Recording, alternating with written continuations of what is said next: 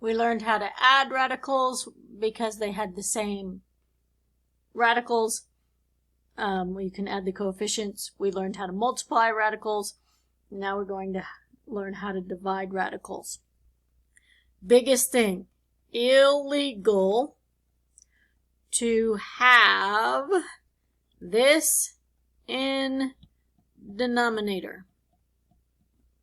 You are not done if you have that in the denominator. Okay, it says simplify outside numbers and inside numbers separately, simplify the radical, rationalize. And rationalize means get this guy out of the denominator. And I'll show you how to do that.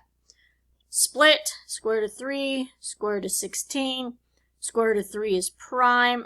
3 is prime, so that stays there. Square root of 16 is 4. That is your answer. Square root of 21 over 3. I smushed it together. 21 divided by 3 is 7. 7 is prime. That is your answer. So on this one, 3 over 16 did not simplify as a fraction. I split it up and take care of each radical separately. Here, 21, the other way I could have done it is square root of 3 times square root of 7 over square root of 3. That crosses out, square root of 7. But if you can recognize that that's 7, then it remains under the square root. Okay. 8 divided by 4, 2. Square root of 48 over 2 is 2 square root of 24.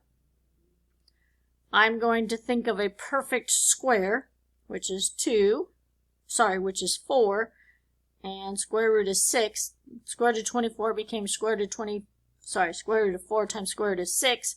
This is 2, so it's 2 times square root of 6, 4 square root of 6, and that is your final answer. There's a 2 and 3 in here, a 4 outside, nothing can be done. Okay, here we go. Remember that the square root of 5 times the square root of 5 is 5. Okay? This right here and this format right here is how we are going to rationalize and get these out of the bottom. You also know that any number over any number equals 1, and anything times 1 is itself. So I'm going to disguise this, and I'm going to disguise my 1 is square root of 2 over 2. So that becomes 12 square root of 2. Square root of 2 times square root of 2 is 2. 12 divided by 6 is 12 divided by 2 is 6 with the square root of 2. I have rationalized this fraction with the radical no longer in the denominator.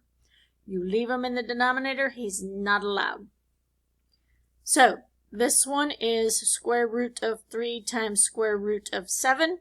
Divided by square root of 7. I'm going to multiply by 1. And anything divided by itself is 1.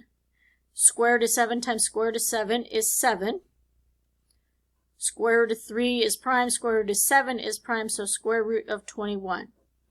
So the square root of 3 over 7 rationalized is the square root of 21 over 7.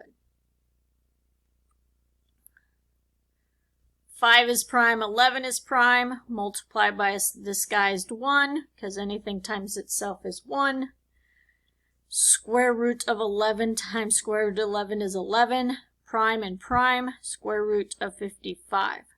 The sole purpose of that is to multiply and get the radical out of the denominator. You are not ever allowed to leave your answers with a radical in the denominator. It is considered an unfinished problem.